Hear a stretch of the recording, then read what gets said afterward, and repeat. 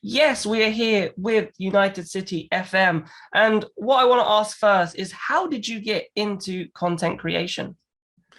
It's a little bit of a different story to most, I think, in a lot of ways. I have a disability called spina bifida, and it means that I'm not actually able to work full time or anything. I've struggled to find full work. And so I have a lot of time on my hands. But I've always used Football Manager as kind of my go-to entertainment when I've got so much time on my hands.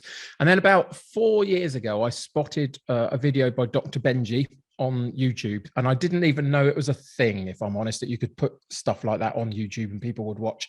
And after 6 months of watching some of his and catching up with a couple of others, I thought, not that I could do it any better or, be some big superstar on YouTube with it. I just thought I could do it, and I've got the time and the passion for the game to try, and it would give me a project and a thing to sort of sink my teeth into, really. So just ultimately, after a while of prevaricating, decided to bite the bullet and take the plunge and have a go, really. And that was it. It's kind of snowballed since there, really. Because you have a lot of different types of videos on your channel, on your YouTube channel, like looking at best players in certain positions, best preset tactics, and obviously then you've got your save on there as well. I want to ask, what type of videos did you think worked really well for you? Because obviously you've got like 2,000 subscribers, which is, nothing, it's not too shabby on YouTube. So what type of videos did you think worked best for you in helping you with that growth? I think it's a really difficult question for me specifically to answer. A lot of my 2,000 plus subscribers came from a shout out through Loki Doki. He put a video out about my channel for various reasons. And overnight, I went from like 38 subscribers to 2,400 subscribers. It was quite mad. And so since then, I've actually watched my channel decline a little bit in numbers, but that's the reason why I've got lots of different content on my channel now, was trying to find what would connect and what would attach to people. I still think my Let's Plays is probably consistently been average, to say, at best, really, in terms of viewing. I think there's more numbers to be found in that sort of standalone, individual, evergreen kind of content. But the challenge for me is that that's not where I feel most natural, if I'm totally honest. So it's that balance again of, why did I start doing it? I started doing it for me, for my own project, my own sense of self-worth, etc. So in the end, I decided the evergreen content, whilst it may get a few more viewers, wasn't totally where I wanted to put myself. So I've sort of veered back towards the Let's Play stuff. I'm happier there. But I wouldn't say that that's where most of my viewers have come from necessarily, if that makes any sense at all. Talk to me about that Loki Doki, because I remember this actually, because I'm one of those people who watches Loki Doki every night before bed. Yep. And I distinctly remember him shouting out a video channel a while back. Don't know if 100% if it was yours or he may have done something else. But talk to me about, did you like ask him to look at your channel? Because I remember, I don't know if the person that I watched was something like that, and he asked, and then he watched it, and he said this was absolutely really amazing. Go and to do the Loki Doki thing, where obviously he goes and go show him some love. Was it something like that, or was it just completely out of the blue? It was completely out of the blue from my perspective. What it was based around was a tweet that I sent out a couple of weeks before he put a video out. And my tweet was on a day where I'd had 0 views on my YouTube channel. And I hadn't had that for a while. So I simply put a tweet out and said, how does anybody deal with a 0 view day? I'm having one, not quite sure what to make of it, kind of thing. And a whole stream, a thread came out of that, of people just chatting about it and stuff. Now, he saw it, and apparently from his perspective, could have basically just chucked me some advice in my direction at that point on the thread or whatever, but decided against it. Took a look at my channel himself, decided in his own way, there's no reason why this guy is getting 0 view days. He should be getting a bit more than that. And so off his own back decided, rather than just give me some advice, he'd put a video out on his channel saying the curious case of the United City FM, and spent 20 minutes asking the question, why has this guy got 0 view days or so few subscribers at this point or whatever after a year of doing it, and spent, some time encouraging his audience to go check it out, which a lot of them did on that night. It was literally, I put a video out on Friday to 38 people. On Saturday, he put a video out. 2,500 people showed up on my doorstep over that weekend. And on Monday, I had to make a video to a whole brand new audience, and it completely blew my mind, basically. But I had no idea at all it was coming in the slightest. It was incredible.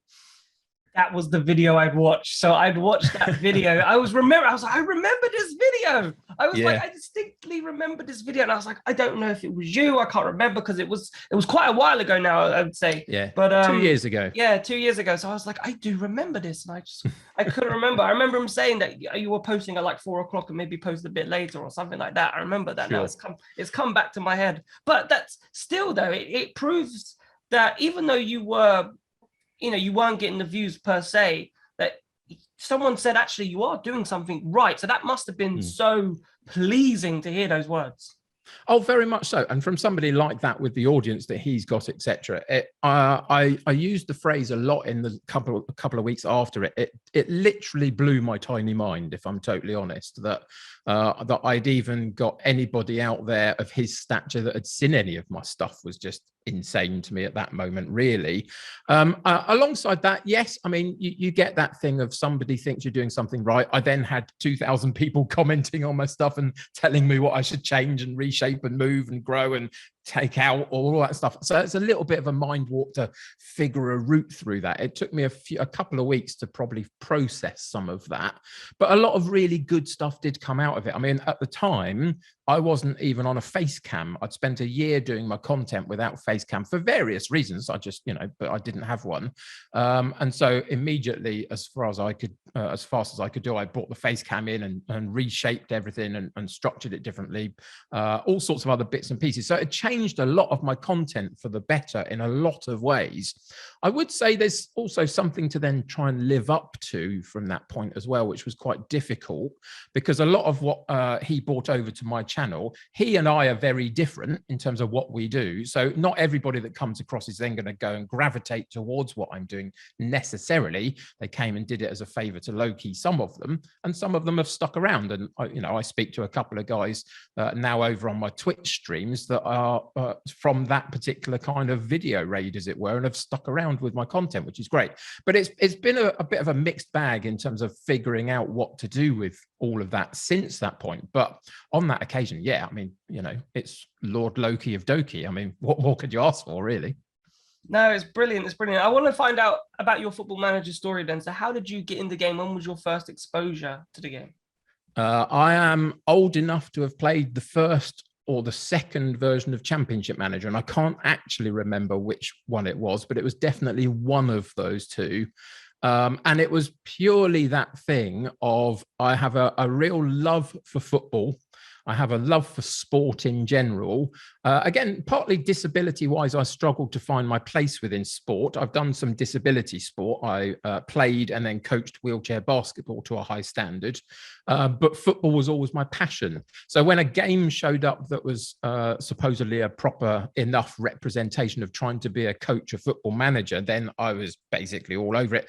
And I immediately took to it much more than, say, FIFA, for example, where you had to play the game itself. That wasn't my bag as much. But the whole management strategic thing, I really, really love. So from that very, very first one or two version of Championship Manager, I've pretty much had every version since. As I say, because I have time on my hands and before doing content, I used to play it to just keep myself ticking over with other things going on in the background because it's a good time waster of a game, isn't it, really? You can sink so much time into it and feel like you're pseudo-achieving stuff, if that makes sense within it. So, yeah, there's lots of that. But it was just time and a love for football and a love for coaching, I guess, in my head at least, that I could see where it would fit for me. And it really has. Talk to me about that love of coaching. Has that been something that's been embedded in you from a young age? Like, was coaching and doing something like that, despite the disability, something that you always thought, could I go and do this? Because obviously doing that with the wheelchair basketball and coaching to a high standard there, like, did you think from a young age that this was something that you wanted to do? No, not at all. I sort of fell into it, really. So I was playing wheelchair basketball for a decade. from my mid-teens up to my, I don't know, mid-20s, basically, at a reasonable level, not a particularly high level specifically, but enough that partway through that I got recognised for the Great Britain under-23 squad at the time, where I was able to go and play at that age group, and spent a couple of years around that squad, which was amazing. I never expected to get anywhere near it. But then I picked up a shoulder injury. My right shoulder went basically for various reasons, wear and tear and other bits and pieces. And I couldn't really play with any consistency anymore because it just used to hurt so much if I did it for any length of time. And then not long after that, our coach left the club that I was at down in Sussex. And there was a conversation about what we do about that. And I just put my name forward and said, well, I've been here for this long. I've got this type of experience. I can't really play as much as I'd like to. Maybe I should take a step into coaching and see whether I can help the squad out in that sense. And so it was just kind of agreed amongst the group that that would be a good opportunity for everybody involved to keep us moving forward somehow. So I did, and spent about 5 or 6 seasons doing it. And we had 2 promotions in that time, and grew as a squad and other bits and pieces. And it was just by doing it. It was just being chucked in the deep end because I had no other mechanism of staying in the game, it felt like. And this opportunity came up. And so from that, I just understood very early that whilst I enjoyed my playing career, for want of a better term, in wheelchair basketball, actually, I really, really loved the coaching aspect of it more. I loved being able to sit at home with my pictures of courts on my A4 sheets and moving players about and figuring out formations of defensive structures and other bits and pieces. And it just fit my personality a little bit more. And so within that context, I then, I was already playing Football Manager in around that point. So it just kind of snowballed from that, really. And now I really do. I look at football tactically. I love to watch games and figure out where spaces are and why their space is there and all that kind of stuff. I wouldn't say that I take it any further than that anymore, other than just my love for this particular game in that sense. But it all stemmed just from the fact that I picked up an injury and had to find a way to continue playing or being involved in the game that I loved at the time, Talk to me about tactics, because that's your Football Manager, maybe forte, I could say, because you've won the Winter Cup and you've been very successful in drafts in general, many Sign Maggio draft wins, I think, as well. So just talk to me, where do you start? So when you put pen to paper, not pen to paper, but when you see the tactics screen on Football Manager, what's your go-to? Is there any essential things that must be in your tactic?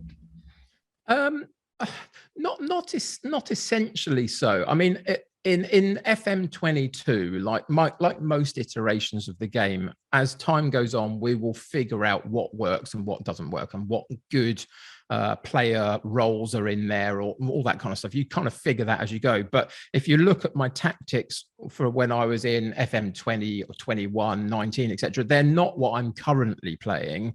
I've been playing a 4-3-1-2 a lot in FM22 because I really wanted the double strike force and the shadow striker in there. I thought I could make that work for various reasons, but primarily there was a bit of an issue in the game mechanic where your defenders just did not clear long balls, did they not? For a long time, the ball would be chucked over the top and they wouldn't be able to head it, and the strikers would make that work. So I looked at that and figured, well, that's got to be a part of what I try and do then. So that sort of 3-pronged attack centrally felt right for me, but it's not something I used in previous iterations of the game. And actually, in the last couple of weeks, I found that it's not working as much as it used to. Since the update recently, things have changed. So I'm actually updating my tactical stuff for PvP and draft mode, etc., a lot at the moment, and trying to come up with something new. But previously I've used a lot of asymmetric stuff, and I might be going back to that again, just to sort of slightly imbalance the side a little bit of where things are coming from and stuff. So there's nothing essential in that. I think the only essential so far, I would say, and it's not through the lack of trying, I've never properly figured out a 3-man central defense, if I'm totally honest, in the game.